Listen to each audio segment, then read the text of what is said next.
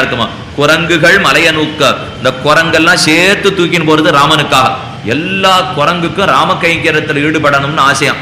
அதனால குரங்குகள் மலையை நூக்கன்னு சொன்னார் இல்லையோ, ஒரு மலையை 4 குரங்கா தூக்கின்னு போயிருக்குன்னு அர்த்தம். பாட்டு அப்படிதான் இருக்கு. இப்போ குரங்குகள் பன்மை, மலையை ஒருமை, ஒரு மலையை 4 குரங்கு தூக்கின்னு போயிருக்குன்னார். ஏன் சுவாமி, குரங்குலாம் பலம் போறல போல் இருக்கு, அதனால 4 குரங்கா சேர்த்து ஒரு மலையை தூக்கிருக்கோம்னா அப்படிலாம் இல்லை. ஒரு குரங்கு 4 மலையை தூக்கும், ஒன்றும் குறைச்சலே இல்லை. ஆனா மலை குறைச்சலா இருக்கு, குரங்கு நிறைய இருக்கு.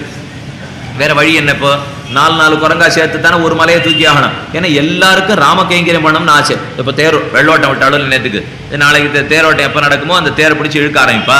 எல்லாரும் என்ன பண்ணுவாள்னா, ஒரு அநேகமா அங்கே 100 பேரோ 150 பேரோ தான் இழுத்துட்டு இருப்பா. ஆனால் மற்ற பேர்லாம் நம்ம ரொம்ப வசந்த கைங்கரிப்பாள், நம்மள பெரிய பக்தாடும் இல்லையோ. நேர போவோம், தேர் வடத்தை சொட்டு இத்தோட சரி. இவர் கைங்கரியம் இவ்வளவுதான். இதையா கைங்கரியம் ஆழ்வார் இப்ப கொண்டாடினார். அந்த தேரை இழுக்கிற அளவுக்கு உன்னுடைய சக்தியை செலவழிக்கிறதுக்கு உனக்கு ஆசை கிடையாது. அப்ப எல்லாரும் சொல்லுவா, கூடி தேர் இழுத்தா ஊர் கூடி தேர் இழுத்தால் தானே தேர் நகரம்னு சொல்லுவா. அதனால இந்த குரங்குகள் எல்லாம் பார்த்து